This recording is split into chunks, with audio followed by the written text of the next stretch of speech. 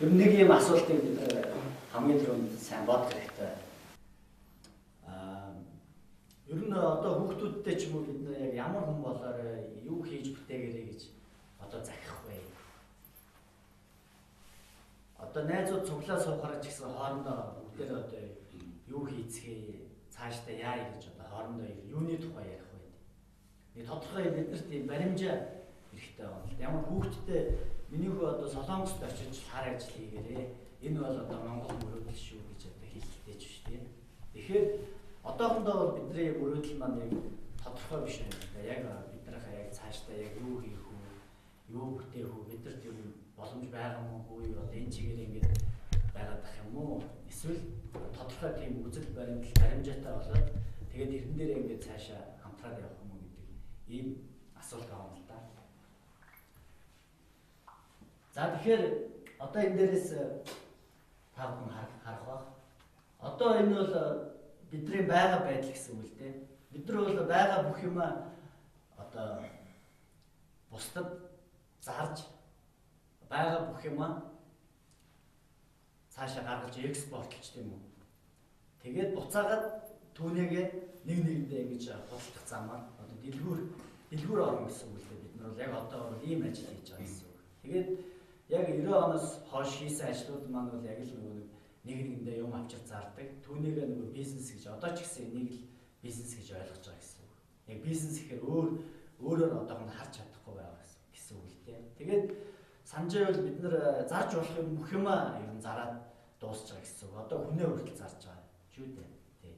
Тэгээд бид нар санджаа бол одоо цаа буугын еврийг хэлж ирсэн тийм. Тэгээд одоо цаашдаа энэ ургамал чулуу одоо эрдний чулуу тэр ч одоо зүгээр одоо юм жижигхэн чулуу хүртэл зүгээр байхгүй. Тэгэл нэг килограмын 100 мянга 200 мянга ч юм. Ингээл ойр зүрийн амиа зогоох маягаар тэгээд гих мэтчлээ ингээд маш олон зүйлийг зараад бол бид нар ердөө баян болоогүй.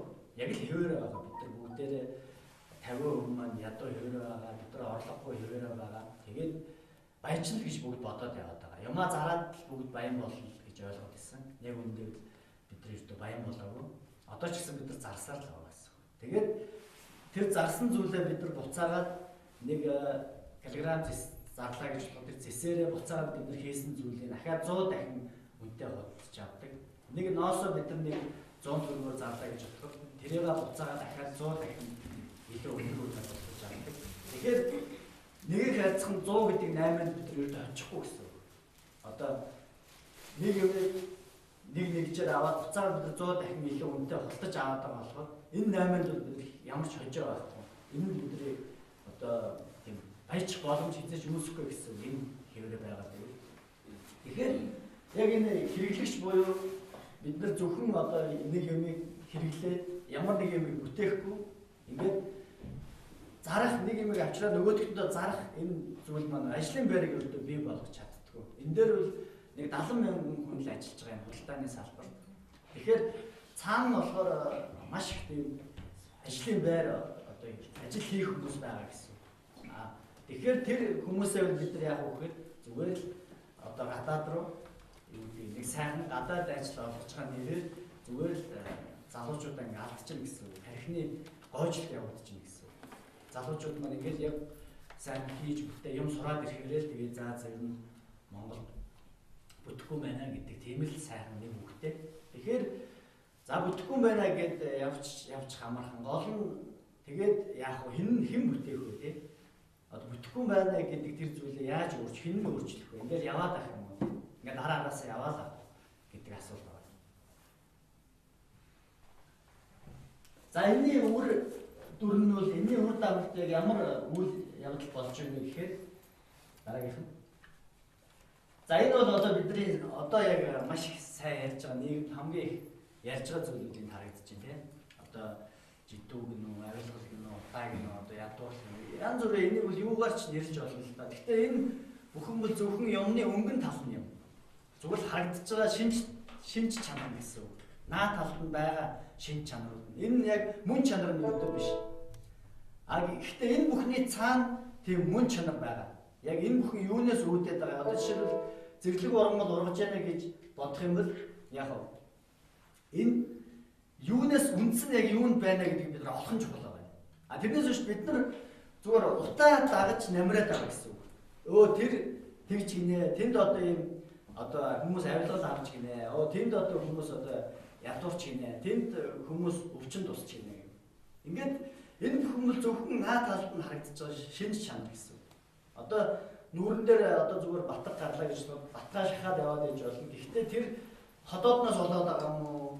Зүрхнээс болоод байгаа юм уу? Эсвэл хоолтоос цаана нэг тийм учир шалтгаан байгаа гэсэн юмны мөн чанар. Тэгэхээр бид нар яаж тэр зүйлийнхаа мөн чанар нь юунд байна вэ гэдгийг яаж олох вэ? За энэ бүхнээс улбаалаад бол одоо бол бид нар яг ямар хөө байдалтай байна гэхээр жишээлбэл хүнсэн дээр ихэд бид нар 80% гаднаас хүнсээ авч ийн л да. Тэгээд одоо хаана тарьсан мэддэхгүй, хаана ургуулсан мэддэхгүй ингээд ногоог сүүлийн одоо 20 гаруй жил идлээ.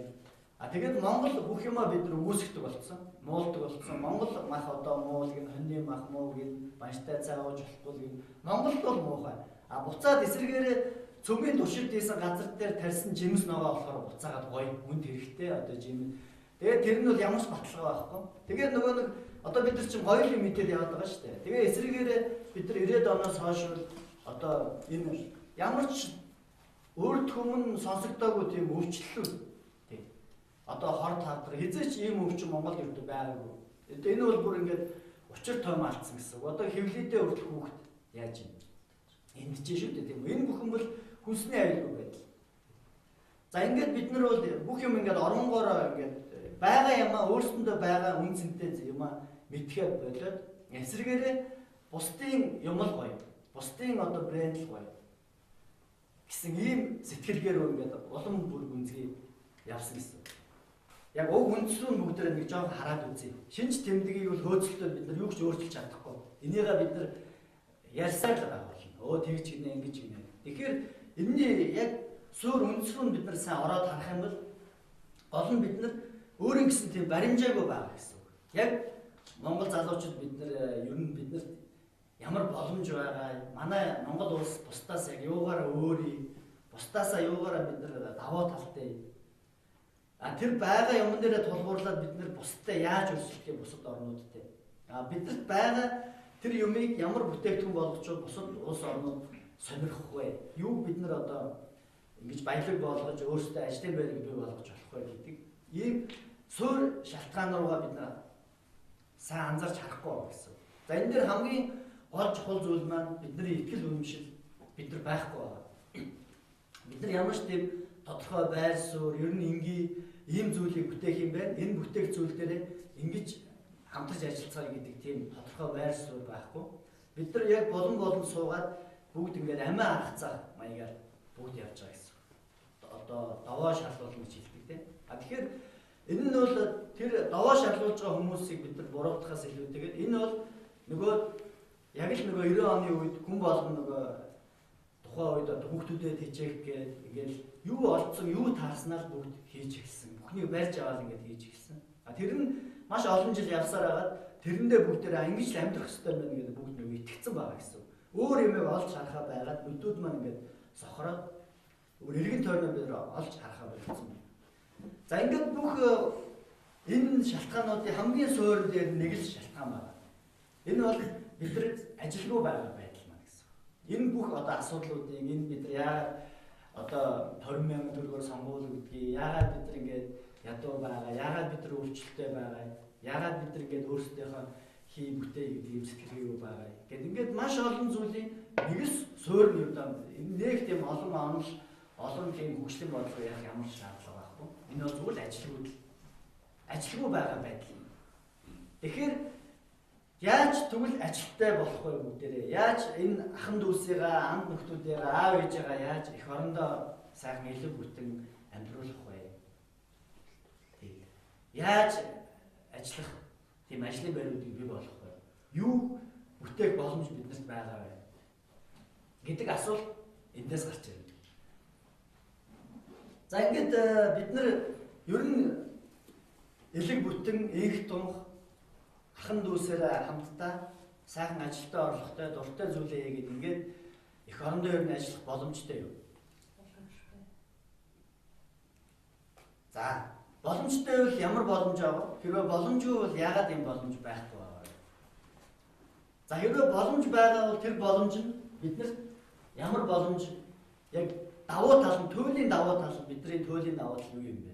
Бусад үндэстнүүдээс бусад улсуудаас.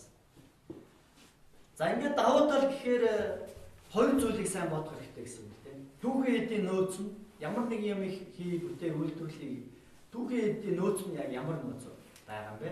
Хоёрт нь хүний нөөц нь ямар нөөц байгаа вэ? Ингээд хоёр хүн энэ бол тийм том онол юутай энэ дэр хэрэггүй. Бүх юм нөөцдөр байгаа юм дээр тулгуурлаж цаашаа хийнэ. Тэгэхээр энэ хоёр асуултыг асуух хэрэгтэй. Технологи бол хаанаас авчирч болно? Тэр бол хаана ямар сайн технологи хөгжсөн бэ? Технологи бол авчирч болдог зүйл, нутагшуулж болдог зүйл.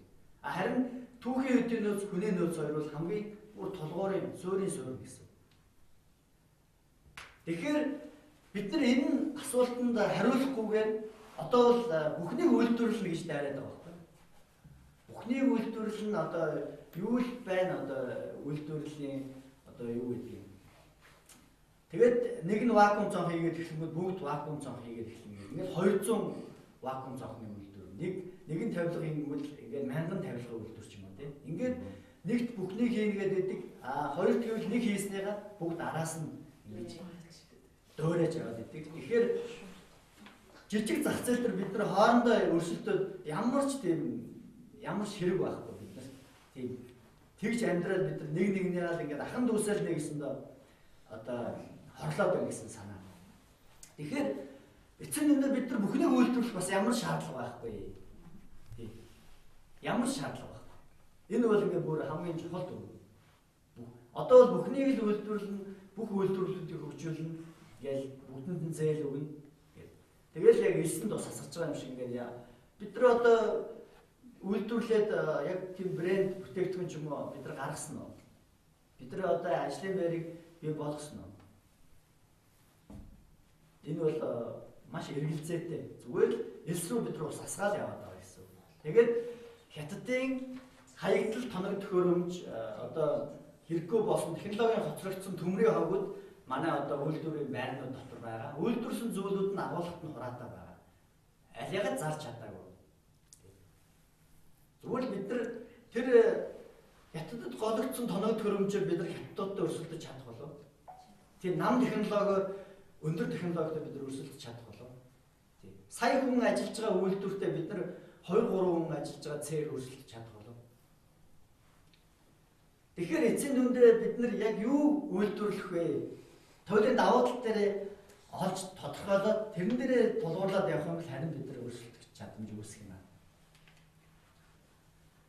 За энэ Саймон Анхолд хамгийн сүүлд Монголд ирэхдээ энэ талаар Монголын давуу талын тухай бас ярьсан байдаг. За энэ бол дэлхийн маш олон оронд энэ national brand-ing үндэсний төр ялгарлын онцлогийн тухай ингэ зөвлөгөө өгдөг. Тийм дэлхийн эксперт, олон улсын эксперт хүн байна. За энэ хүн бол Монголд ирэхдээ хэлсэн байна л да. Улс орон бол тухайн дэлхийн хөгжил дэвшилт ямар хувь нэмэр оруулах юм бэ? Та нарт юу байгаа юм бэ? Тэрийг л тодорхойлох нь чухал юм аа. Тэрээс хойш нэг гоё реклам хийснээрээ, нэг гоё мессеж гаргаж ирснээрээ бол улс орон өөрсдөө сурчилдаг. Тэр цаг бол өнгөрсөө. Тийм юм байхгүй нэ зүгт. Одоо ч манайхан ч нэг гоё үг олно гээл одоо national brand-ийн гоё үгийг олж тодорхойлох бол хэдэн жил ч одоо тодорхойлдог. Дэнзаар онуулаад нэг хүүхэд ахиулаад тэгэл яваад исэн одоо тэр нь ямар юу гэж илэрхийлэх гээд байгаа тийм. Тэгэхээр ийм нэг шинж тэмдгээр хөөцөлдсөн яг гүн рүүгээ орж нэг өөртөө олж тодорхойлох тийм ямаараа хөөцөлдөхгүйгээр нэг өнгөцгөн нэг тийм мессеж нэг үг гоё үг олгоол ингээд яваад ах нь бол гол биш юм аа.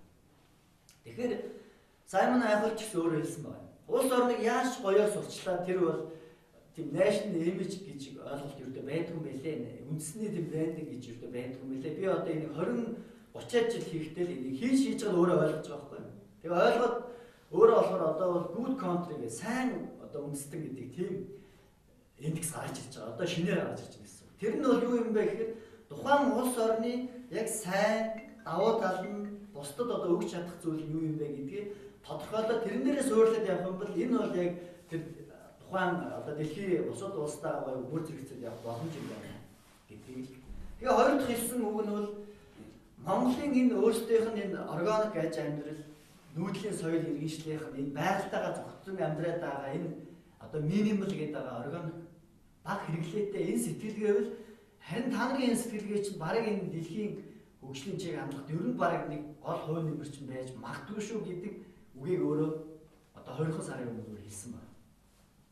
Тэгэхээр бид нар бол ийм нөгөө олон жил тухайн сэдвэрээ ингээд судлаад эксперт болсон тэр хүний үгүүдийг бид нар маш сайн дотроо бодож энэ хүний үгтэй мөргөлдүүлж бодох биш маш сайн тусгаж бодох хэрэгтэй юм байна. Яг тэгэхээр энэ хүн шиг бид нар энэ сэдвийг 30 жил судалж чадахгүй шүү дээ. Бид нар тийм амьдрал байхгүй. Бид нар өөрийнхөө урд урдах чиглэсэн юм ингээд хийгээд явах учраас яг нэг юм дээр төгс болсон хүмүүс үгийг бид нар маш сайн тусгаж бодох хэрэгтэй байна. Тэгэхээр цаашдаа бид нар яг одоо тэр үйлдвэрлэл гэж яриад байгаа, тэр бүтээн гэж яриад байгаа зүйлээ маш наривч тодорхойлох нь чухал байна. Яг чиглэлүүдийн тэргүүлэх бүр чиглэлүүдийн. Одоогийн байдлаар бол бидний зарж байгаа гадагшаа ингээд гаргаж байгаа зүйл маань экспортлж байгаа зүйл маань бол 80% нь зөвхөн уул уурхай түүхий байгаа шүү дээ. Өөр юм одоо бид нар бараг гарахгүй байгаа гэсэн үг. Тэгээд нэг 5-10% маш цөөхөн, 5% нь нөгөө ноос ноолур маань байгаа. Тэг ийм бага. Яг тэгээд ноос ноолур гэдэг ихтэл эцсийн бүтээгдэхүүнүүд гарахгүй байгаа. Дандаа бусдын түүхий эдийг хангагч бид нар бол түүхий эдийг хангадаг орон гэдэг маань нэгсэндээ бол колон гэсэн үг. Колон. Бусдын түүхий эдийг бэлтгэдэг тийм бодлогыг бол ер нь колончлын бодлогыг ингэж хийдэг. Тэгэхээр бид нар бол зүгээр л бусдад хэрэгтэй юм сайхан бэлтэж өгвөл тийм байдлаар явж байна гэсэн. А тэр бэлтээд байгаа юмараа бид нар эцсийн бүтээгдэхүүн хийчих юм бол түүнийхээ өртгийг бид нар 20 дахин 100 дахин өсгөөд дахиад 20 дахин 100 дахин их ажлын байр. Яг тэр хэмжээгээр өртөг нэмэн өртөг бий болгоно гэдэг чинь нөгөө тэр хэмжээгээр л ажлын байр байгаа гэсэн үг шүү дээ. За тэгэхээр ингээд улс орон болон өөрийнхөө онцлогтой тулгуурласан ийм бодлогыг тодорхойлж байдаг. За энэ дээр хөгжлийн гэж нэрлэх юм уу, ажлын байрны гэж хэлэх юм уу, үйлдвэрлэл гэж хэлэх юм. Энийг за юу гэж хэлж болно? Яг янз бүрийн тийм гоё үг нэр ашиглахаа болий. Зүгээр л ажлын байр байхгүй да. Маш энгийнээр үл. Ард түмний ажилтай болгоё. Манай хүмүүс юу хийж чадахыг бидэнд ямар нөөц байгаа вэ гэдгээд асуугаад тэрэндээ хариулж байгаа үйл явц шүү дээ. Үнээр тийм их нарийн зүйл энэ дээр байх. За жишээлбэл хятадыг бол бид нар за эртнээсээ торог шаазан одоо бол нэг масс үйлдвэрлэл. Энэ бол хятадын онцлог юм. Энэ бол асар олон хүн тэнд ажиллаж хөдөлмөрчд маасаараа бүх зүйлийг хямд хийж чадчихжээ. А тэгвэл энэ онцлог бол бид нарт авахгүй гэсэн. Бид нар өөртөө 3 сая учраас тэр бүм миллиард гаруй хүнтэй бид нар тэдний хийгээд байгаа тэр үйлдвэрлэлийн замаар тэр технологиор өрсөлдөж өгдөө чадахгүй гэсэн ойлгомжтой. Тэгэхээр за Швейцар цаг банк гэдэг ч юм. Ингээл энэ бол national image тэр улс үндэсний өөрийн онцлог тэрнгээрээ ингээд хүмүүсээ бэлддэг, хүүхдүүдээ энэнгээрээ мөрөөдөлтэй болгодог, хүүхдүүд нь энийгээ мөрөөддөг, энэнийхээ дагуу хөдөлмөрлөдөг. Тэгэхээр тухайн үндэстэн чи өөрөө итгэл үнэмшилтэй болцсон байна уу гэдэг. Тодорхой баримжаатай байна уу? Баримжаатай байна. Хүүхдүүд нь энийгээ мөрөөддөг гэсэн. За би ирээдүйд ийм юм хэлээ. Манайд бол одоохондоо ирээдүйд тийм юм байхгүй. Одоо бид нар хүүхдүүдтэй зөвлөдөг юм нь одоо юу гэдэг чи. За би ямар юм чи юу банкнд л ор. Эсвэл чи одоо халагдахгүй амар чи төрийн албанд л орж ирдэг. Ингээд хүүхдүүдэд мөрөөдөл өгөх биш. Бид нар бол зүгээр л хүүхдүүдэд нэгсэндээ алж хорлож яа гэсэн үг. Монгол мөрөөдөл бидэд байхгүй гэсэн үг. Тэгээ найзууд уулзаа суугаар нэгэндээ ярьдаг юм. Солонгос л яа. Очоод чийстэй 3-4 сая төгрөг цалаа. Тэгээ ингээд бид нар яваад авах тийм. Энэ Монгол мөрөөдөл ийм хэмжээнд ингээд дуусах юм.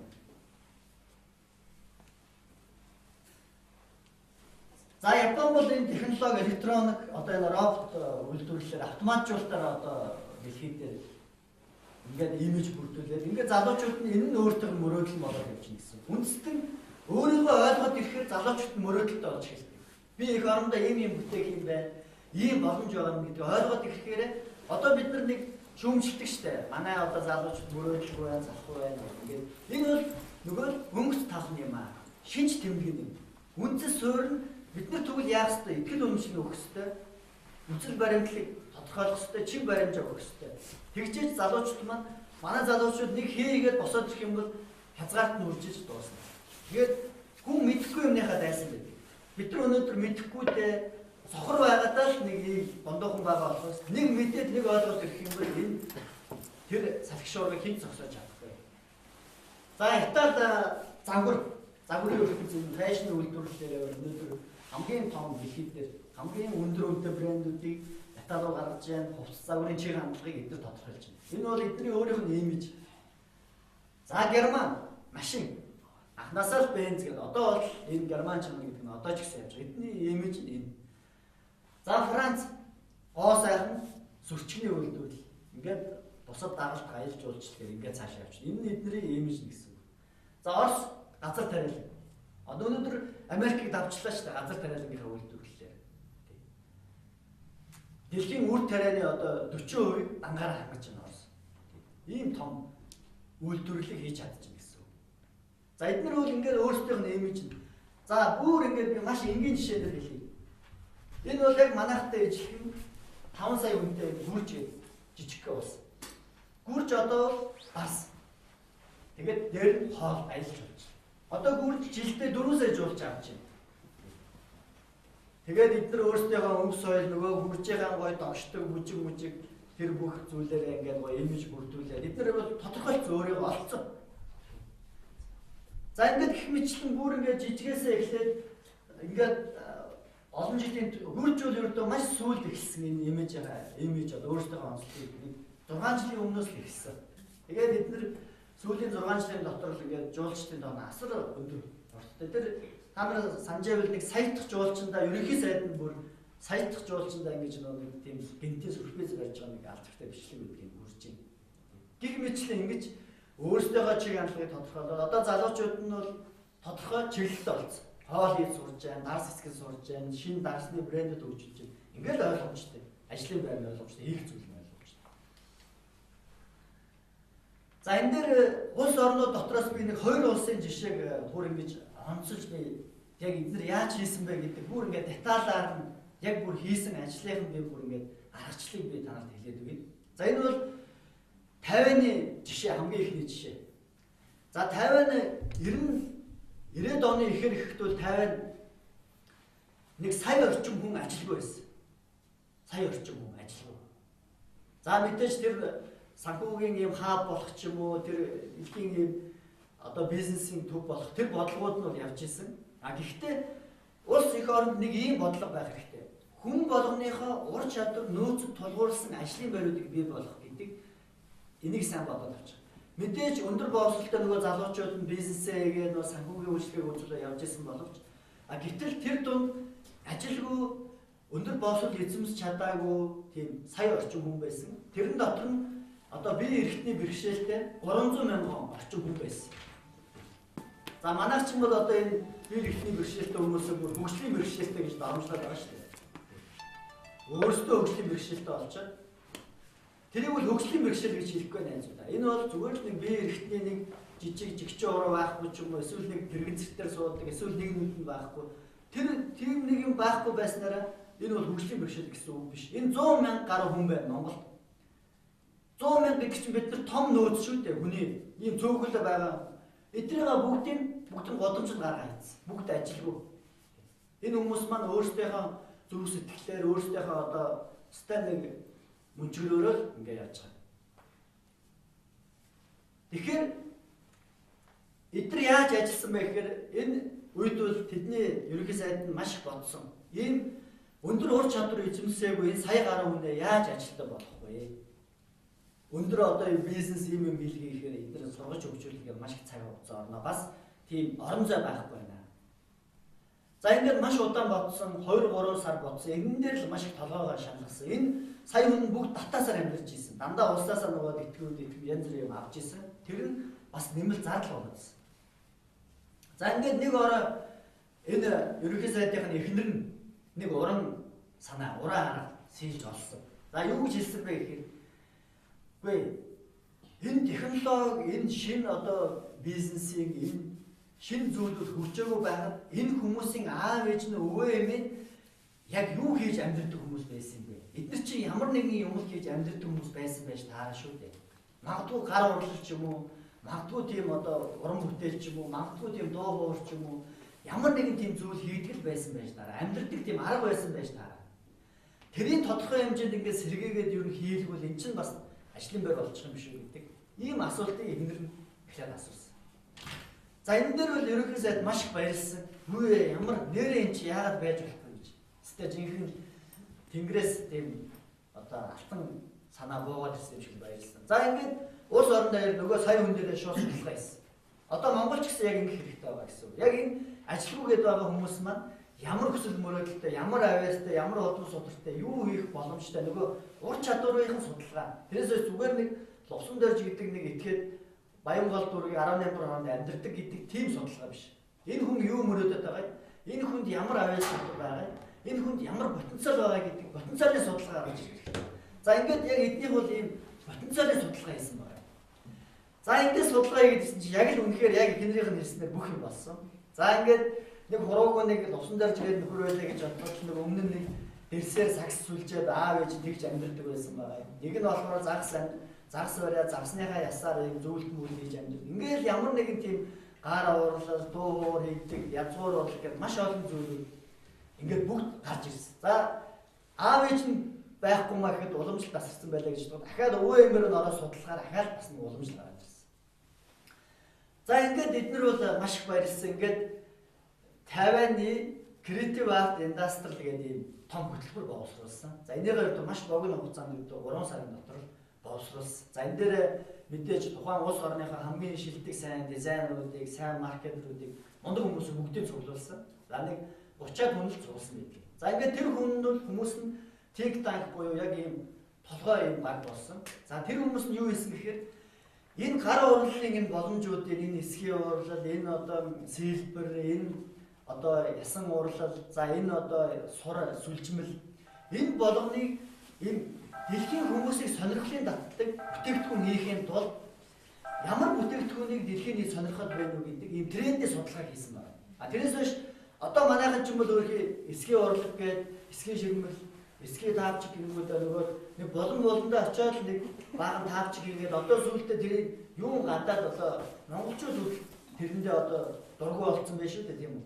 Тийм учраас ийм Монгол үйлдвэрлэлийн үн цэнийг бид ингэж өрдөө оноож болохгүй юм аа. Тэгэхээр эцсийн дүндээ бид нөгөө нэг нэгээрээ яваад байгаа маа хөрхий хор уршиг юм. Нөгөө эмээ чинь дэлхийн трендийг сулж амжих. Тэгж боломжгүй шүү дээ. За нөгөө түүхийн материалаа нарантуулаас яв цуглуулна, оюут төвлөө өөрөө хий, нөгөө зарж борлуулах юм аа өөрөө. Ингээд нэг хүн бүх юмаа хийгээд бид нар өрдөө байрнаас бид хөдлөхгүй. 20 жил амиа аргацаас сулгаа тойрсон нэг эсхий давчиг хийн тэгээд нэг сардаа нэг хориг энэ бол бизнес болж явах чадахгүй. Амиа аргацаас бид нар хэтэрч чадахгүй. Тийм учраас эдгээр ийм кластерын зохион байгуулалтанд оруулсан. За яаж энэ кластер гэдэг нь юу юм бэ гэхээр ерөнхийдөө нэг нарийн зүйлүүд рүүгээ мэрэгшээд тэр мэрэгсэн чиглэлүүдэд хоорондоо уялдаатай болгож монголоор бол энийг бөөм гэж хэлээд байгаа юм л да. Бөөм. Хэсэг бүлгэрээ ингэж уялдаатай яг заавал компани зохион байгуулалтын өртөө биш. Нэг нь эсхийн ширмэлээр мэрэгшээд, нэг нь эсхийн таавчгаараа мэрэгшээд, альсаар хийдэг хүн улыг хийж өгөөд, нэг дээс томдог хүн утсыг нээрч өгөөд, ингээд чиглэлээрээ мэрэгшээд ингэж бөөм болоод эцсийн бүтээгдэхүүн гаргахыг кластер гэж. Ер нь энэ бол нэг тийм нарийн тийм онол тийм нарийн юм өртөө байхгүй. Энэ маш энгийн зүйл зүгээр л нүүдэлчдийн хийдэг л зүйл. Унаг тамгалтай л адилхан. Нэг нь дугуй шидэ унгаа барина, нэг сайн жигтэн, нэг нь тамга улаасгаа, нэг нь тамгаан дарна, нэг нь бол сайхан дуу дуулаад цаана сууж юм. Тийм. Гэхдээ тэр дуу дуулаад байгаа тэр нөхөр нь бол бас над шиг ажилгүй нөхөр биш, авьяастай нөхөр байна шүү дээ, тийм ээ. Гэх мэтчлэн ингээд нөгөө нэг ур чадваруудаараа нөхцөлдүүлээд нэг юм бөөм болж ажиллахыг кластер гэж байна. За ингээд тэр дунд бол 50-ны тэр төсөл дотор бол за маш олон урчууд байсан, маш олон уран бүтээлчд байсан. Ингээд эхний ээлжинд бол эдгээр 400,000 хүнтэй тийм том, нэгсэндээ бол 400,000 хүнтэй том ийм бүтэц кластерыг бий бол. Нэгсэндээ бол 400,000 хүнтэй компани гэдэг ингээр ойлгочих болно. За ямар зохион байгуулалтанд оруулсан бэ гэхээр яг бид нар шиг ингээд өнөөдөр бөөнөрөө сууж байгаа гэхлээр бүх орчуудаа хэсэгчилсэн бүгдэнд нь сургалт хийсэн.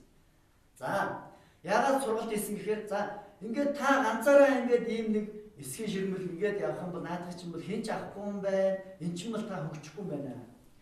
Иймэрхүү зохион байгуулалттай ажиллая гэдэг эхлээд тэрийг санал болгосон. За ингээд ур чадваруудын нарийн тодорхойлсныхаа үндсэн дээр чиглэлүүдийн тодорхой олгож өгсөн. За та зөвхөн яг ханийн энэ эсхийн ширмлийг л та хий. За та бол зөвхөн яг энэ эсхийн олгыг л та үнэхээр маш сайн хийд юм байна. Та одоо олон жил энийгээ хийсэн юм. За та зөвхөн дээс том. За харин таны энэ томсон дээсийг энэ эсхийн ширмэлний захаар нь ингэж эмжиж ойх нь болохоор одоо цэцгээ хийн шүү. Ингээд их мэтлэн бүгдийг төрөлжүүлсэн. Хоорондоо одоо дотор өөрчлөлт ямар шаардлагагүй болчихж байгаа. Бүгд төрөлжөөд эхэлсэн. Тэгээд уялдаатай болсон бүгдийн зангидаа. За нөгөө одоо толгой think tank болсон баг маань болохоор юу хийж байгаа вэ? Тэд нар маань бол нөгөө бүтээгдэхүүний хөгжүүлэлт, одооныхоор бол бүтээгдэхүүн хөгжүүлэлт гэж хэлж байгаа. Ямар бүтээгдэхүүн нөгөө гар урлах гэхээр заавал тэр нөгөө уламжлал нь байгаа боловч нөгөө хэрэглээ тал руу яаж ойртуулах вэ гэдэг талаасаа гэсэн. Бүх зүйлүүдийн трендийг судлаад за мэдээж тэд нар бас маркетинг борлуулалтын нэгдсэн журмаар хийж өгсөн. Ягаад нөгөө урчууд юм борлуулж одоо нөгөө Мишель дээр очиод нэг сардаа нэг зогсоол те ингээл нэг дэлгүүрд ойчлоо эсвэл өөрхийн нэг лангуу олох гол ингээд зовж явах шаардлага байна. Ямар ч юм байхгүй. Бүх борлуулалт маркетингийн нэгдсэн журмаар энэ core одоо think tank баг нь хийж өгсөн. За ингээд маш амар болсон. Ердөө өрхийн үйлдвэрлэлийн хэлбэрт бүгдийг шилжиж байсан. Бүгдийн нэм сертификат олгоод за дойрчвол ийм эсгийн ширмэл ингэж хийдэг мастер урлаач нүнэ гэдэг юм юу олголоо бүгдэнд сертификатжууллаа. За ингээд захиалгын системд оруулсан байна. За одоо та одоо нэг сарын дараа гэхэд та ийм 100 ширхэг ийм эсгийн ширмэл хийнэ. За энэ захиалга чинь бүр Японоос захиалга ирсэн байгаа. Одоо Японы ийм нэг ийм албан байгууллага чөлөө цагаараа одоо том зааланда чөлөө цагийнхаа заал нь эсгийн ширмэлтээр сууж одоо ийм бясалгал хийдэг юм байна. 1000 голбор захиалга өгье. За ингээд 1000 гаруй бүтээгдэхүүнийг каталог гаргасан нөгөө орчуудаараа хийж байгаа зүйл дээрээ. За ингээд борлуулалтын баг бол ажиллаж ирсэн. Дэлхийн одоо бүхий л аялал жуулчлалын компани, томоохон нэтворк тэгээд зочид буудлууд бүгднөрөө нь одоо бүтээгдэхүүн явуулсан. Хамгийн эхлээд бол төрийн бүх худалдаа авалтыг бэлэг дурсгалтай холбоотой бүх худалдаа авалтыг бүр жормолж өгсөн. Зөвхөн энэ 50-ны кадастраас авъя шүү гэдгийг бүр ингээд жормлоод өгсөн. Тэгэхээр төртөө холбоод одоо манайхан чинь нэг цом гээл нэг одоо шинжил болно. Нэг баахан нэг зэвэрдэг төмөр нэг хогон дээр хаяач хог болж чадхааргүй. Төмөр төгөөж төмөрөө хог авахааргүй тийм. Нэг юм хачин юмнууд нэг нэгэндээ ингээд өгнө. А гэтэл тэр бол тайван шууд тэрийг бүгдийг хориглоод зөвхөн Монгол урчуудын хийсэнтэй энэ модон сэлбэн урлаг эсвэл энэ керамик урлагаар зөвхөн энэ бүх төрлийн бэлэг дурсгалуудыг томоохон компаниудын энд одоо бэлэг дурсгалуудыг худалдаа авалтуудыг хийшүүгээд журамлаад өгсөн. За ингээд бүх бүтээгдэхүүнүүд бол нэг л шошго тэмдэгтэй гарсан. Тэр нь бол энэ 50-ны нэг юм ханз байдаг юм л та. Бүтээлч тэр урлагийн пластикс тийм ханзаар бүх бүтээгдэхүүний нэгсэндээ чанарыг баталгаажуулж өгч байна гэсэн. Энэ бол яг чанартай үнэхээр мастер урлсан гэдэг нь үнэн гэдгийг тэр өөрсдөө баталгаажуулаад за ингээд борлуулалтыг хийж өгсөн. За ингээд энэ бол маш амжилттай юм гар урлалыг одоо бид нар ч юм гар урлал гэхээр бидэрт бол юу гар урлал тэр одоо манус ямар байдлын хэвтэй юм бэ? Тэр одоо үйлдвэрлэл олон ч хийж байгаа гэж бид нар бодож байгаа байхгүй. Гэтэл энэ бол маш том нөөц юм байна гэдгийг энэ 50-ны жишээ одоо бидний яриад байдаг. 50 ч юм бол уг нь гар урлал уг нь хийхээргүй орно шүү дээ. Тэгэхэд одоо бид нар 500 мянган хүнийг яг энэ салбартаа одоо ажиллуулж байна. Одоо энэ бүр дүүрэг болгондоо юм бүр паркууд байна. Одоо энэ би яг бодит зургууд креатив арт паркуудыг бүр дүүрэг болгондоо байгуулчихсан.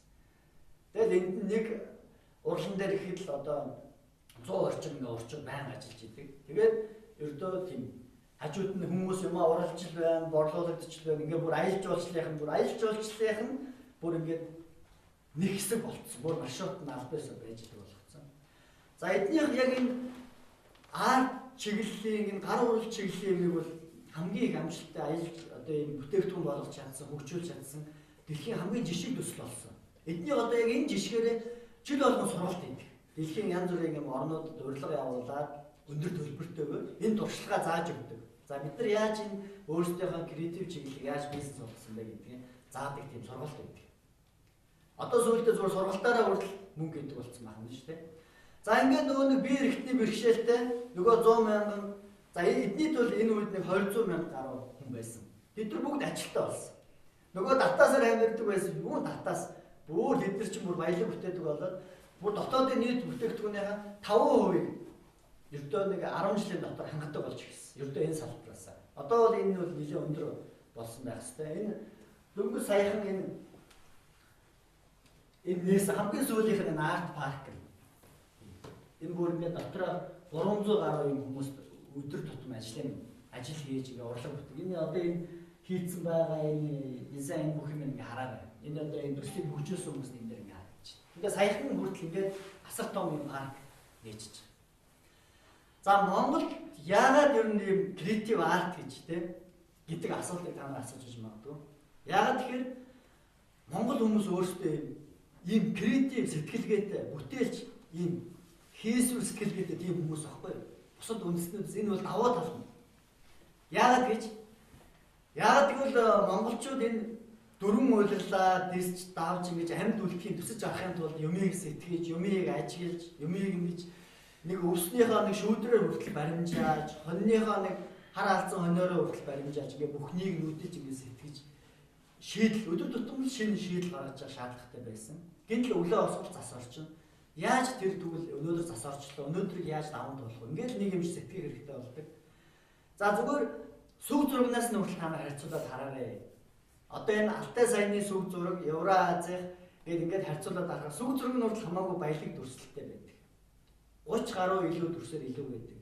За тэр ч байтугай их хааны үед одоо энэ хойдлын одоо энэ Арабын нутгаас ихэд 200 мянган урчуудыг Монголд авчирч ирсэн. Ер нь их хаан 3 хүнийг л амьд үлдээдэг тийм. Мэргэн түшмэл, Баатар тайчин, Уран дархан 3. Тэгээд тэр 200 мянган урчуудын үлдэгдэл одоо энэ Монголд байгаа юм. Цус сэлбэгдэд одоо бидний өвөг дээдс болоод явж байгаа шүү дээ. Тийм. Одоо энэ дарган хийц, боржгон хийц энэ чинь нэгсэндээ бол одоо энэ хүмүүс яриад байгаа брэнд гэдээ яриад байгаа зүйл чинь яг үнэндээ энэ хийц гэсэн үг шүү дээ. Тамаа энийг хэлээд байна. Дарган гэдэг байгаа энэ боржгон гэдэг эдгээр чинь бол өөрөөсөө брэнд гэсэн үг. Тэгэхээр миний анзаарч байгаагаар бол 50 мянга орчим юм орчууд байгаамаа. 50 мянган ажлын байр гэж та нар ойлгож. Одоо бид нар чинь нэг 100 ажлын байр бий болох гэж л одоо зовж шүү дээ. Одоо яг ийм зохион байгуулалтанд оролцвол гэхдээ нэг нэгээрээ орчууд маань нэг нэгээрээ яваад бол эдгээр бол юу ч биш. Зүгээр сэвнэр. Нэг Мишелийн үзэсгэлэн нэг жилдээ нэг гарч ирдэг. Өөрөө бас сэвнэр шиг ингээ баримт шиг ингээ жоохон соос сууж ирсэн. Тэгээд нэг хүмүүс нэг юм харчаад үлдээ ойлгохгүй бас үнэлэхгүй бид нар өөрсдийнхөө угаасаа юмыг үнэлэхээ болцсон. За мэдээж одоо энэ цагийн хүмүүсийн залуучуудаа бид нар ердөө бороодох өнцөг бариад ердөө хэрэггүй. Энэ нэг суур шалтгаан байгаа шүү дээ, тийм. Нөгөө итгэл үнэмшил гэдэг шалтгаан руу бид нар илүү сайн хөөж ярих хэрэгтэй. За ингээд 50-аад бол энийгээ бүр юм илгээдэр юм жишээ төсөл болгож чадсан юм алдартай жишээ байдаг юм. Энэ бол бидэнд маш хэрэгтэй жишээ гэдгийг анзаараад авчаарай.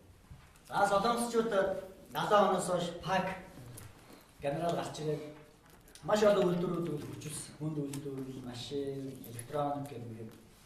За ингээд нэлийн зүтгэсэн боловч 98 оны хүртэл 90-ад оны сүүл хүртэл юм нь өртөө зарагдахгүйсэн.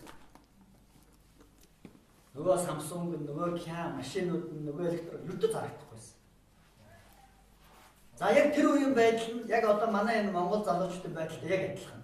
Залуучууд нь бас хийж байгаа юмдаа өртөө итгэдэг байсан. Өө манай ямиг одоо хийн л аав гэж те. Манайсаа одоо энэ машин гэж юу баг те. Одоо ч бид нэг тэгээд байгаа шүү дээ. Машин өсөрчлээ гэвэл үе монголчууд машин өснө гэж юу гэдгийг болоогүй шүү дээ бид нэг айл те.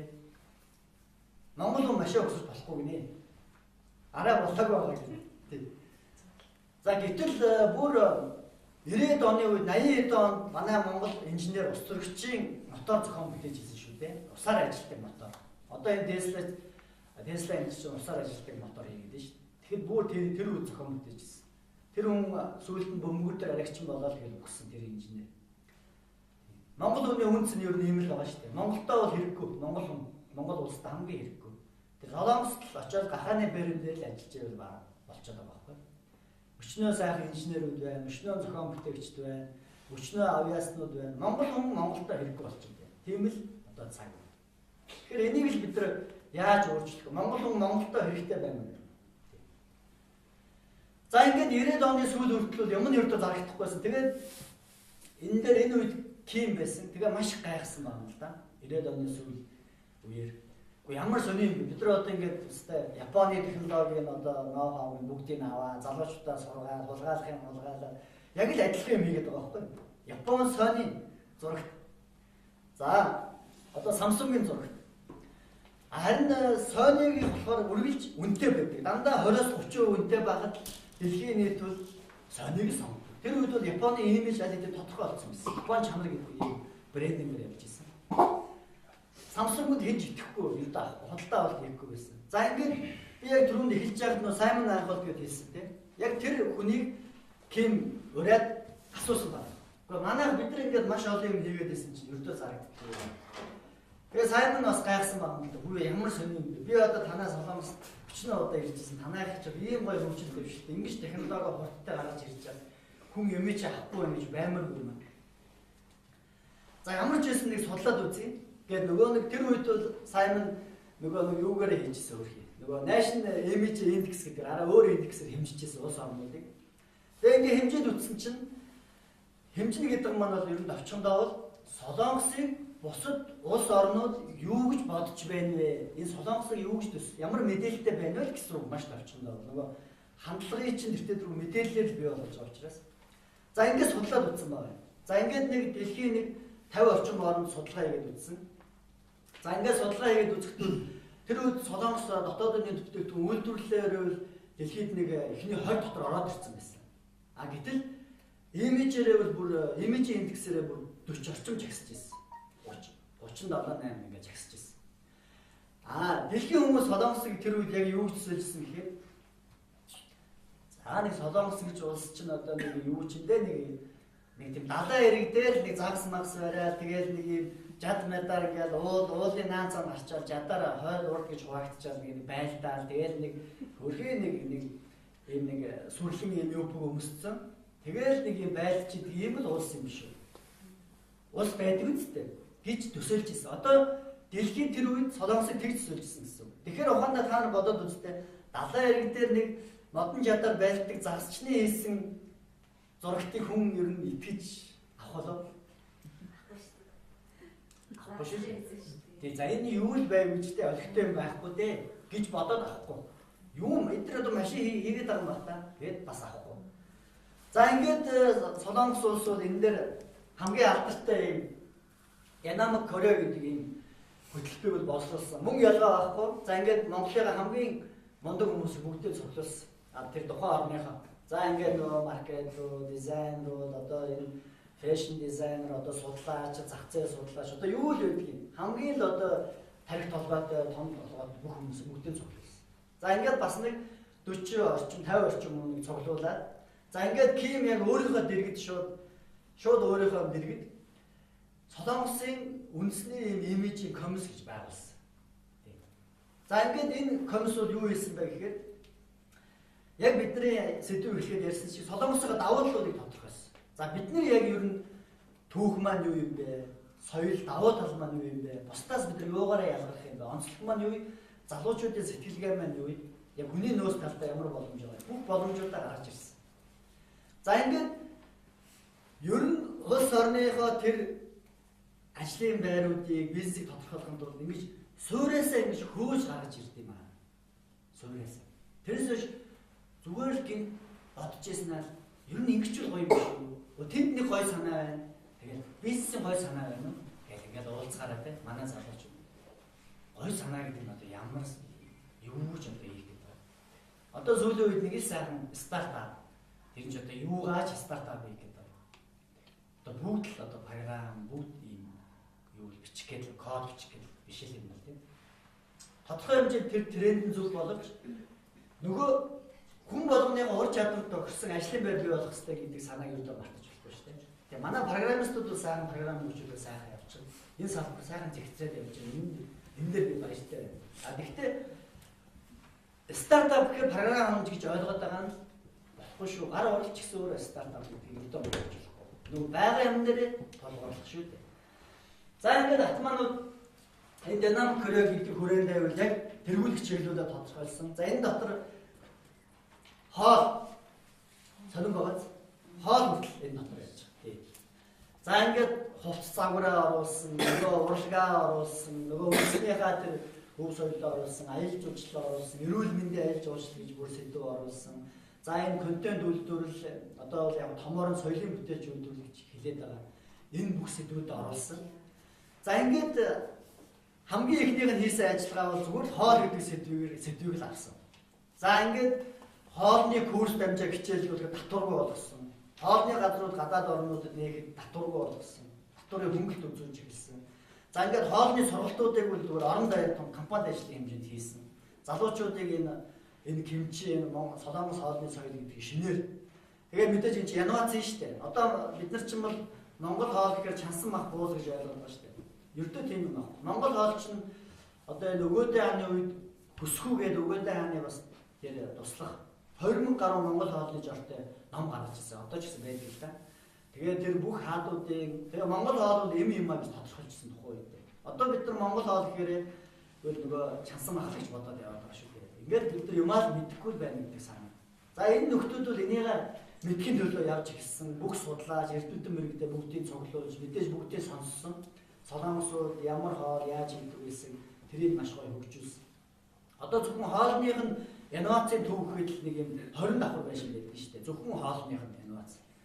Тэрнийх нь дээдлийн 18 давхар дан шинэ хоол туршиж идэг. Доотлын 2 давхар нь орж зүгээр хинч дуртай нь орж хоол идэж болно. Тийм л төв байдаг. Зөвхөн хоолнэр. За ингээд жангуум хийсэн одоо энэ жангуум чинь гол зорилгонууд солонгос хоолыг дэлхийд дахин таниулах зорилготой. За ингээд солонгос хоол бол маш том бизнес болсон. За ингээд Аз дотор одоо дэлхийн хэмжээний том форум, олимп боллоо гэж бодоход Азаас ганцхан хоолны сэдэл ажилладаг. Маш том юм хоолны сэдэл ажилладаг. Ердөө солонгос хоолны сэдэл ажилладаг. Зүгээр дарсан байцааг хүртэл дэлхийн бүх хүнийг идэж чаддаг болгосон. Бүр Африкийн одоо ядуу гуйлгч хүртэл хэмчээг мэддэг болсон. Монгол айлын цагаан сараа ширээн дээр нь өрөн биш хэмчээ байдаг болсон. Тэгдэг болох нь ингэж маркетинг хийсэн гэсэн. За тэр ч байдаг одоо бүр энэ жил солонгос хэмчээний хөрөгч гарах гэж байна. Зөвхөн хэмчээнд зориулсан. Судалгааны инновацийн төв ажиллаж байна. За бүх их дээд сургуулийн хажууд хэмчээ судлалын хүрээлэн байгуулсан. Тэгээ одоо манайх нар бол одоо мөс, ангаа, шүтээсээ хажууд байгуулсан гэсэн үг шүү. Энэ нь юу хэлээд байгаа юм бэ гэхээр эдгээр өөрсдөө ойлгоцсон гэсэн. Юун дээр фокуслох уу? Юу бид нар зарж чадах уу? Юун дээр ажлын байр бий болгож чадах уу? Тэгээ хэмчээний баяр гэдэг бүх годамаараа ингээд хэдэн зуун мянган годамдаа гарч хэмчээ идэг та санаж байна ингээд. Тэгээ залуучууд нь тэрээрээ сурч авдаг. За энэ динамик хөрөө энэ хөтөлбөр бол хоёр том зорилготой байсан. Нэг нь бол солонгосыг дэлхийд таниулах, зөвөр таниулах шүү дээ. Нөгөөх нь солонгос залуучуудаа хойж ирээдүйдээ солонгос гэдэг энэ дэд юу байгаа гэдэг итгэл үнэмшлийг өгөх, итгэлтэй болгох, урам зориг өгөх зорилготой байсан. Тэр үед яг тэр солонгос залуучууд тийм юу байсан. Одоо яг манай залуучууд ч гэсэн. Ямар ч өөртөө итгэл байхгүй. За тэгээд болох байлгүй дээ. За нэг хизээ гоё хүмүүс гарч ирж хөгжүүлэх юм болоо. Хизээ гоё давхан зургаан гарах юм болоо. Хизээ манай ерөнхийлөгч зөв ерөнхийлөгчтэй болох юм болоо. Гэл ингээл нэг л өөр газраас те өөрөө өртөө биш те. Өөрөө уг нь ингээд хийч болохоор байгаа байхгүй юм. Өөрөө тэгвэл ерөнхийлөгч байсан бол яг юу хийх байсан? Тэрийг л хийлээ. Өөрөө ерөнхий сайд байсан бол юу хийх байсан? Тэрийг л өдөр тутамдаа хийчихлээ. Заавал тэр өөр нэг хүнийг хүлээх биш шүү дээ. За солонгос гэсэн яг л адилхан байдалтай байсан. За ингээд мөнгө ялгаа авахгүй залуучуудаа бол итгэжүүлэх нөгөө итгэл үнэмшилтэй болгох. За ингээд та нар санаж байвал дэлхийн хөл бөмбөгийн аваргыг зохион байгуулсан 12 он, Сеулийн олимпийг зохион байгуулсан. Энэ бүх хийсэн ажлууд нь ердөө зүгээр нэг тэмцээн хийх гэж хийгээд байгаа юм ердөө биш. Нөгөө залуучуудаа идэвхжүүлэх гэж, сэргээх гэж, нөгөө динамик гэдэг үг маань нөгөө өсрөнгөө хурдтай гэдэг санаагаа илэрхийлэхэд бол улаан хөнгөнд солонгосчууд нэг тийм дуртай биш байсан. Тэгээд энэ хүрээндээ улаан хөнгийг бүр ингээд улс орондоо яриад уртай болгож ирээдс улаан чөтгөрүүд гэдэг хөл бөмбөгийн фанатуудын хувцс үнцийг санаж байна тийм. Тийм хувцсууд хүртэл зориуд гаргаж. За ингээд энэ дотор бол нөгөө нэг хамгийн чухал зэвсэг нь бол нөгөө агуулга контент үйлдвэр шүү дээ. Ер нь бол гадагшаач чиглэсэн тэр Монгол залуучуудаа энэ бүх юмыг ойлгуулах ч гэсэн энэ хамгийн гол зэвсэг нь бол агуулга бүтээх. Одоо контент гэж хэлээд байгаа. Тэгээд контентыг нөгөө медиагаар хүмүүст хүргэх. Тэгжээж нөгөө зөв ойлголттой болгох. За энэ ерөнхийн загварчлалын та нар ингээ харж байгаа бох тийм. Эндээс ингээд эхлээд идея санаа, хөгжим, дуу хоор ингээд бүх юм явж байгаа арт, тэгээд одоо entertainment, спорт, тэгээд одоо энэ өндөр технологийн үйлдвэрлэл, электроникой холбоод энийгээ гоё креатив болгоод тэгээ медиануудаараа дамжуулаад энэгээр зөвхөн гар утсаар дэлхийд болон энэ санамс хүмүүстээ хүргэж нэг ийм л зургал л байгаа байхгүй юу? Ердөө бүх юм энэ зурган дээр багтцсан байна гэсэн. За ингээд энэ динамик көрөө бол маш одоо хамгийн одоо үр дүнд хүрсэн энэ өөрсдийнх нь имижийг одоо нэг 2005 6 он гэхэд 5 6 жилийн дотор л ердөө борлуулалт асар хурдан нэмэгдсэн 10 дахин Samsung-ыг хүмүүс худалдаж авдаг болсон. Care худалдаж авдаг болсон. Нөгөө солонгосыг зүгээр нэг досхоны загсчил биш юм байна гэдгийг хүмүүс ойлгож ирсэн. Эдгээр чинь юм динамик өсрөнгөө хүчтэй те эх орныгаа л аймаг хөгжөө хүртэл ингээд улсынхаа хөгжил өгч чаддаг үндэстэй юм байна. Одоо тэр чинь бол маркетингийн ажиллагаа шүү дээ. Нэг 2 3 хүн өгснээ л баг уул даяараа өгсөн юм шиг болгоод нөгөө ямиг гоё маркетинг хийх гэдэг чинь тэр хэлээд байгаа байхгүй. Ингээд солонгосчууд бол эх орныгаа л баг амиаж өгч чадна. Ингээд гэх мэтлэн. Тэгээд нөгөө солонгос эмгэгчдүүд эхлээд бол нөгөө ажлын байр болгохын тулд гадаад явж янз бүрийн ажлууд эхлээд хүнээ экспортлж гэсэн. Тэр энэ бол бүр нөгөө 80-аад оны үедээ эхлээд ажлын байр байхгүй байна. Тэгээд гахаа малддаг байсан, гахааныхаа усаар гутлын соёлыг хийдэг байсан, усан онгоцууд хийдэг байсан. Эхнийх нь одоо бүтээгдэхүүн гэсэн. За тэгээд мэдээж 90-аад оны сүүлээс эхлээд бол эдрийг ойлгож эхэлсэн. За тэгээд мэдээж гадаад явах болсон. Одоо хийх юм хангалттай болчихж байгаа. Юу одоо тэр очиж 0 жорлоо баг тий. Юу одоо бол бүр том юм ярина шүү дээ. За ингээд эхлээд тэр хийсэн нөгөө нэг сериалууд нь бол зорилго нь юу байсан бэ? Солонгосыг сурчлах нөгөө залуучуудаа идэвхжүүлэх байсан. Сүүлдээ энэ нь өөрөө тусдаа бизнес болсон. Тийм. Одоо энэ entertainment-ийн зах зээл дээр энэ солонгос сериал баг дотоод төлөвлөгөөний баг 10-20% бүрдүүлдэг болсон. Тэгээд энэндээ бүр одоо эдгээр бүр ингээд ойлгоод одоо нэг Gangnam Style, PCI маяг хүртэл зориуд зохион байгуулалтаар дэмжлэгтэйгээр одоо энэ Америкийн хөгжмийн зах зээлээр гаргаж ирэх зорилгоор зориуд хийж байгаа ажлууд шүү дээ. Санамсрал нэг хүн мод болоод яваад байгаа юм өртөө байхгүй. Тэгээ одоо K-pop гэдэг юм уурсгал. Тэгээ араас нь стайл одоо хувцсны энэ төр чинь зүгээр хувцс зарах одоо маркетинг шүү дээ. Одоо энэ хийгээд байгаа сериалууд хэмжээд кинон дээр үзэн тэгээ тэр стилээр нь залуучууд хувцслах жишээ. За хамгийн амжилттай болсон ер нь энэ ийм жишээ байдгийг. Энэ бол биднэрт эндээс авах юм бодох юм маш их байна. Ер нь энэ төстэй шинж шамрууд энд маш их байна. За одоо тэгээд Монгол руу орно гэсэн үг л дээ. Биднэрт юу авах вэ гэдэг асуултанд л одоо хариулах гал яваад байгаа шүү дээ. За эхлээд нөөц талаас биднэрт мэдээж бид нар өөрсдөө хөдөө аж ахуйн орн учраас гэхдээ хөдөө аж ахуй гэхээр манайхан жоохон нэг зүгээр мал маллах гэж ойлгоод яваад байдаг. Ердөө тэр талаас нь битгий ойлгоорой. Одоо дэлхийд дээр бол органик хүнс хамгийн өндөр үнэтэй. За дэлхийн гэхээ болий. Зүгээр хятадуудын 30% нь одоо бүх тэр бомтон болсон. Хятад хүмүүс. Тэр бомтнууд бүгд органик хүнс хэрглэж байна. Ердөө. Тийм холын юм ердөө ярихаа болий зүгээр урд хөрш маань органик хүнс хэрглэж байна. Австралиас махаа авч байгаа, Монголоос сүүгээ авч байгаа, Монголоос болцоо, жимсээ Японоос авч байгаа. Эдгээр өөрсдөө юм идэхэ болцсон шүү дээ. Тийм. Өөрсдийнх нь юм бол ямар ч баталгаагүй. Хизээ яаж одоо химийн үйлдвэрлэл асар их хөгжсөн, хөрсний бохирлаад маш бохирдол ихтэй. Харин тэднийг бид нар зардаг буцаа. Одоо манай барс дээр жимс зардаг ченж тэгж хэлж байгаа байхгүй. Тэр хятадынх нь одоо жимс нээлүүлдэг үн тэгж хэлдэг. Чи энэ жимсээ битгий өөрөө идээ. Чи зүгээр наатаа зараад чи яах вэ? Сайн баян бол. Харин чи өөрийнхөө идэх жимсийг энэ цаадлын энэ гомжигийн тэр жимсний цахаас чи өөрөө авч идэрэй гэж хэлдэг. Тэгэхээр энэ одоо танарт ингээд ойлгогдчих юм те. Бид нар ахан дүүстэй хор зараад хор битгий эдэр гэсэн юм ах дүүстэй хамаатан саданда зарж баян болоод байгаагаа бизнес гэж ойлгоод байгаа гэсэн. Тэгээд манай одоо энэ бүх түүхийн эдийн зах зээлүүд дандаа хятад сууж шít. Одоо ноос, наадуур, айс шиг хятад бүх үнийг хяналтанд авцсан. Хэдэн том хэмжээнд суугаад Монголын бүх түүхийн эдийн үнийг тэд нар тогтоож арьсыг хог болгохыг үл тэд нар чадна. Тийм болтлоо бид нар ингэ хяналтанд орж байгаа гэсэн. Гэхдээ мэдээж энийг өөрчлөх болно л доо. Бид нар дараацсан байгаа, гарц байгаа. Гарцгүй юм гэж өгдөг байхгүй. За нэгт бол бидний энэ органик түүхийн эдүүд байна. Мал аж ахуйн түүхийн эд байна. За байгалийн нөөцүүд байна, эмийн ургамлууд байна.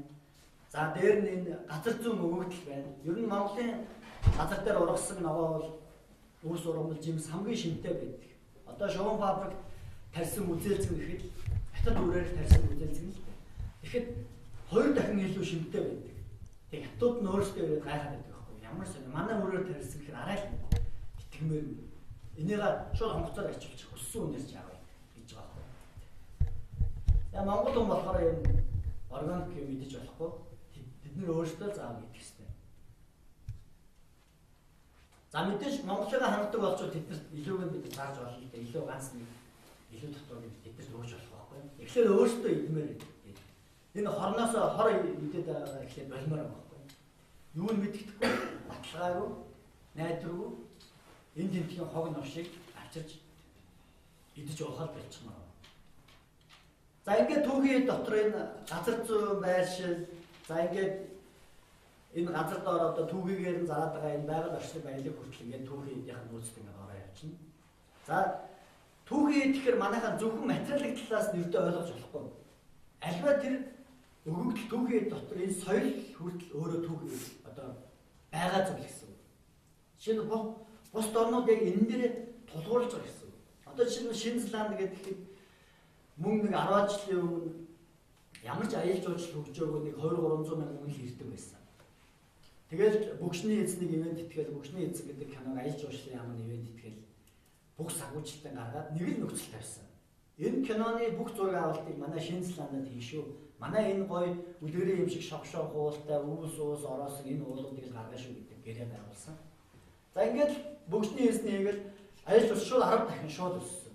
Шууд жилдээ шууд сая 500 хүн. Одоо бол баг 3 сая 4 сая хүн болсон. Ганцхан киногоор л өвдөд өөрчилж байгаа байхгүй бүх юм. Энэ контент агуулга гэдэг чинь ийм хүчтэй болсон. Одоо манай энэ Хэрмэн цавын урд тал Улаан цав гэдэг энэ одоо Өвөр Монголын нутаг дээр Хёро гэдэг киноны зураг авалт хийсэн. Хёро кино гарахад тэр жилдээ тэр 300 мянган хүн зөвхөн тэр одоо Улаан цавыг үзэх гэж очиж байгаа. Тэр зураг ганцхан киноноос болоод тэгээ мэдээж яг Өвөр Монголчин бол бүр ингээ кластер болгоод одоо жимсийн өгөөдөаны удлааны ордморд ингээ бид нар бол бүр маш том юм хийж байна л да. Том зургаар нь тэднийг манай монгол залуучууд хийж өгдөн штэ. Одоо энэ Өвөр Монголд хийгдэж байгаа энэ бүх баримл, бүтээн байгуулалтууд, тэр оюутал үйл, тэр дизайн, тэр бүх юмыг манай монголчууд хийж өгч байгаа. Манай монгол залуучууд. Монголдоо нөгөө монгол хүн хэрэггүй болохоор тэнд очиж өөрхөн нэг сарын 1-ний 2 сая төгрөг аваад ингээ юм хийж өгч байгаа. Эцсийн өвөр шимэн хэн хүртэж байгаа лээ. Тий. Өвөр шимэн хятад руу хүртэж байгаа шүү дээ. Тий. За манай одоо энэ Жэжүү арал дээр ингээд ихэл манай залуучууд очиод нөгөө сайхан морныхаа харвааг зааж өгөөл морныхоо циркийг үзүүлээд саяхан одоо Солонгос улс морин дээр харвааг Солонгосын спорт гэдэг дэлхийд одоо бүртгүүлчихлээ шүү дээ. Сонин байгааз морин дээр харвааг одоо Солонгос спортоо гээд бүр ингээд бүртгүүлж. Тэгээд ЮНЕСКОд бүртгүүлэхэд нэг юм нөхцөл байдаг. Тухайн тэр өв соёлыг яг тэр улс орн нь өөрөө эзэмшиж ингэж өөрөө өвлцсөн хүн нь яг байгаа мó өөртөө сурж эзэмшиж тийм хүн байгаа мó гэж асуудаг. Тэрийг судалдаг үстэй. Гэтэл Солонгос бол тэрийг бүр ингээд том компанид ажил болгоод 50-60 мянган хүн харуулдаг болсон. Сүүлийн цөөхөн жилийн дотор. Гэтэл их нутаг дээр байгаа бид нар одоо яах вэ? Тэнд нэг зүгээр л нэг семинар маягаар үзүүлээд нэг сарын бас нэг 3-4 сая төгрөг аваад эцсийн ашиг нь юм хүртэж байгаа. Солонгос хүртэж байгаа шүү дээ. За ингээд нөгөө нэг монгол хүн энэ Монголдо хэрэггүй болчиход бусад орнд болохоор монгол хүн хэрэгтэй болчихдог. Одоо тэр ямар л нарны цэрэг, ямар л алттай цэрэгүүд төрөх манай Монголын нэг Монголдо хэрэггүй болсон хэдэн цэрэгчд маань очиж нэг гол нүүрийг тахалдсан шүү дээ. За гэх мэтчлэн. За ингээд байгаа өв соёл болон бид нар нөгөө нэг түүх яриад эхлэхээр л нэг хуучин баларсан одоо их хаанаас өөр ярих юмгүй болчлоо. Одоо сүүлдээ түүхээс ярих юм бид нар ирэхгүй болох гэдэг юм ааш. Чингис хааныг хүртэл одоо нэрийг хэлэхээр нэг муухай хуучсан муухай юм болчих гэдэг. Сүүлдээ одоо дээлмэл өмсгөөс өөрчлөлт одоо ичдэг болох гэдэг юм ааш. Ингээд бидний үнэт хамгийн их мөн зэтэй зүйлүүдийг уландаа гიშг хэрэггүй болох ийм ажиллагаанууд маш олон зуун жилийн турш одоо бол ам бүхтэй ингээд яваад л байгаа байхгүй. Түүх ярих л муухай баабаа зүйл өөр ярих юм байхгүй ирээдүй юм яа л та. Өнгөрсөнгөө одоо байхгүй одоогүй ирээдүй байхгүй. Ирээдүйн дур зургийг ханаас харахгүй өнгөрснөөс харах. Энэ бол маш энгийн дээрээс биш гинт тэнгэрээс урагдсан юм шиг те. Эцэг эхээс төрөөгүй юм шиг. Эцэгнээс унтсан юм шиг шинээр юмыг зохион гинт тийм тэнгэрээс юм бууж ирнэ гэж өрдөө байна. Бүх юм суур өвгдөл сууртай байж тэндээс бүх юм уран гарч ирнэ. Тийм. Тэгэхээр манайхан түүхий хэлэхээр нэг материалын талаас нь өрдөө битгий бодоорой. Тийм. Нүүдлийн соёл иргэн шинжилэн хүртэл өөрөө маш том юм өвгдөл одоо материал гэдгийг өрдөө марч байна. Одоо зүгээр нэг мөр буулж байгаа нэг Монгол эр хүн байлаа гэж бодоход тэр чинь өөрөө л том одоо мүзийн үзмэр. Өөрөө том юм гайхшиг. Тийм. Хүмүүс тэрний төлөө мөнгө төлөх боломжтой. Тэр талаас нь сайн бодож үзээрэй. За хоёрдугаар нөөцөл мэдээж хүн. За ингээд та нар сайн анзаарах юм бол Facebook руу өглөө орохоор чинь өдөр болгон нэг дэлхийн авраг төрдөг Монголоос. За эхлээл оюуны спорт гэдэг ихсэн, шатар даан гэдэг ихсэн. За одоо график дизайн, тоогооч тэр одоо дэлхийн тим компани Монгол залуу тим компьютер зохиож гинэ. Тим үүдлээсээ нээлт хийж гинэ. Өдөр болгон шинэ нээлт, шинэ технологи. За ингээд сайн бодоод үзээрэй. Яг энэ Монгол хүмүүсийн хамгийн сайн хийж чадчихсан зүйл гэдэг маань нөгөө хүний нөөцийн ур чадвар гэсэн үг шүү дээ. Эндээс дэс хөндлөн юм хийнэ гэж ердөө байхгүй. Эцэг дүндээ тэр юм чи хүн юм. Тэгэхээр тэр чадвар дээр толгуурлах хэрэгтэй. Дэс хөндлөн юм ердөө хийж болохгүй. За ингээд сайн бодоод үз. Оюуны спорт байна. Манай дизайнерууд манга аварц гэдэг дэлхийн авраг болчлоо 2 жилийн өмнө Эрдэнэ 2. За манай одоо зураач бас Эрдэнэ 2 баталбар зургийн дэлхийн авраг болчлоо. За манай энэ яруу найрагчид бас дэлхийн яруу найргийнх нь одоо тэр хаан гэдэг цолыг манай Минд оё Арланы Эрдэнэ очрыг ингээ авчлаа. За дөөрийн урлаг дээр бол манайх бүр ингээ захиураад одоо тэр Чайковский тэр одоо урлагийн олимп гэж хэлээд байгаа. Тэн дээр нь өчнөө авчлаа. Хамгийн одоо байж болох тэр. Тэг за ингээ манай цэвэрх байна. За тэгээд дан одоо урлагийн соёл яриад ийн гэж бас бодож болохгүй л дээ. Технологи одоо манай энэ залуучууд програм дэлхийн одоо байж болох бүхий том компаниуд ажиллаж байна. За ажиллах нэг хэрэг. За зарим нь бол өөрсдөө одоо ийм компаниуд хийгээд бүтээгдэхүүн хөгжүүлээд ингэ явж байна. За манай эрдэмтэн судлаачид бол байнга нээлт хийдэг. Тэнд ийм эко паверын нээлт хийж гинэ. Тэнд одоо ийм машины ийм одоо технологи зохиож гинэ. Ийм эко машины захиргаан машины технологиг жаргал сайхан хөсөрж гинэ. За ингээд сайн анзаараад байна. Нөгөө одоо эндээс яг Монгол хүний яагаад нөгөө нэг ноён зантай байдгийг, яагаад Монгол хүн бие даасан сэтгэлгээтэй байдгийг одоо энэ сайн ингээ харагдана. Одоо болохоор бид нар энийг болохоор муухай юм гэж хэлээд байгаа байхгүй. А Монгол хүмүүстээ ажил хийж чаддаг. Ер нь Монгол хүн их амбицтай. Бүгд л дараа болох хүсэл. Гэхдээ чадчихвэл бүгд л дараа бол сайн л үстэй. Олон тэр дарга нар маань хоорондоо яах ёстой вэ? Сайн уялдаатай, уялдаа холбоог нь сайн гаргаад ирвэл хамтарч ажиллаж чадахгүй юм өртөө байхгүй. Одоо сүүл рүүгээ Монгол хүн багаар ажиллаж чаддаг байж гэж. Бүр одоо шин янз бүр юм зохиод болсон шүү дээ. Тэгэл баа брэнд тэгээд идэх байхгүй. Монголчууд ингээл уул уулын аманд амьдардаг байсан болохоор өртөө түүхэндээ баг болж байгаа гэж. Баг болоогүйсэн дэлхийн талыг эзлэхгүй шүү дээ. За дэлхийг ярихгүйгээр зүгээр энгийн ахуй руугаа орё л доо. Зүгээр тий. Нэг саах зөрүүлэх нэг хонио саахын тулд хурга нөгөө айлтаа өгөөл хамилт үзтээ. Хүн хүчээ хэмнээл чинь багийг л ажиллаж шүү дээ. одоо зунжаа нэгнийхээ үйлчээр хоноо бэлчээдгүй шүү дээ. Бүр дараа жилийн юмыг хүртэл оржийн үйлчээр энэ юм чинь хоноо битгий шиг бэлчээ. Бүр ингээ хас гэдэг. Нэг адуу уруудад явж байгаа ч гэсэн зогсоогоод хиний адуу нам зогсоогоод яаж үлддэг шүү дээ. Тэгэхээр энэ олон ийм төөрөгдөл зарим нэг ийм тарих угаагчдын бид нар ийм юмд одоо бол ингээд итгэн Монгол хүн багаар ялж чаддгүй төрийн төлөө болж өгч болохгүй бол гин төрөөс дууссан хөөний амны хөлтгөл гэхээр дугуул байгаад байх хэрэгтэй байна. Ингээд бүгдээрээ л дугуул. Тэгээд өвдө төрийн төлөө дугайл ингээд төлөв өгч болохгүй гэл ингээд лээ. Тэгээд болондаа ингээд суугаад байх хэрэгтэй маа шүү дээ. Тэгээ одоо багаар ялж чадахгүй үед нь одоо юу гэсэн ч үгүй. Нэг нэгээрээ л одоо байх хэрэгтэй маа шүү дээ. За ийм олон төрөлдлүүдээ нэг сайхан форматлаад яг шижрээр нэг хэлдэг юм л да. Яг Монгол үнээр бид нар шижрээр нь гаргаж хармаар байна. Янз бүрийн энэ тарих угаал энэ бодлогоор олон зуун жилийн туршид юм явлаа доо. Одоо манжаас эхлээл одоо эмэгтэй хүний толгойн дээшээ гаргахгүй юм тэгээд уг нь бол эмэгтэй хүн чинь бол 100 талыг тэр чигээр л өгдөг байсан шүү дээ. 100% тал нь бол. Тэгээд эмэгтэй эрэгтэйгээр нь талцуулах, жалга доогоор нь цалтуулах, отоо жишээр нь талцуулах. Ингээд янз бүрийн харлан утгах ажиллагаа одоо ч гэсэн ингээд ам бүхтэл яваад байна. Тэгэхээр ийм төөрөлдсөн үзэл бодол дотроос биш. Энэ дотор бол бид нар мэтгэлцээр өрдөө яахгүй. Шийдэл гаргаж ирч чадахгүй. Тийм. Шижрээр нь яг Монгол хүн хэмбэ гэдгийг жоохон үдээ нэгээл харчих юм бол маш ойлгомжтой. Тийм багаар айлж чадахгүй матахгүй гэсэн юм өрдөө байхгүй. За ингээд хүний нөөцний чадварууд нь эндээс ингээд харагдана. Ер нь бол овчондоо миний хараад байгаа бол Монгол хүн бол маш креатив юм байна л гэж би хэлдэг байна. Бүтээлч яг хийгээд байгаа юмнуудыг хардаа. Яг ингээд дэлхийд дээр ингээд захиур хагалаад байгаа сэдвүүдийг хардаа.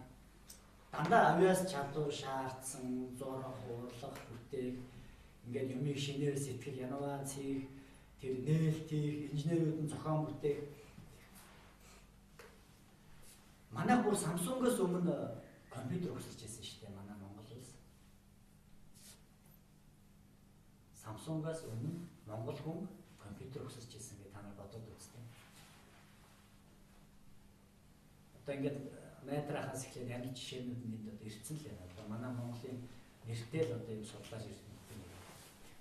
Монгол хүн 80-аад оны үед ихэд одоо анхны компьютер өдрийг ухсаар юм манайлгээр ялтгаа энэ ингээд байгуулад явжсэн. Тэгээд тэр үед ердөө ойлгоо. Одоо Монгол ийм юм араа болоог байхаа юм гэл ингээд цаана дандаа өөр их ашигуд явж ирсэн. Ингээл бид нар үүсгэж явсаар байгаа л одоо манай инженерүүд бол өөрхий ихэнх нь өгүүлбэрээр гарах нь гарсан. Тэгээд ер нь их юм өгсөндөө өөр.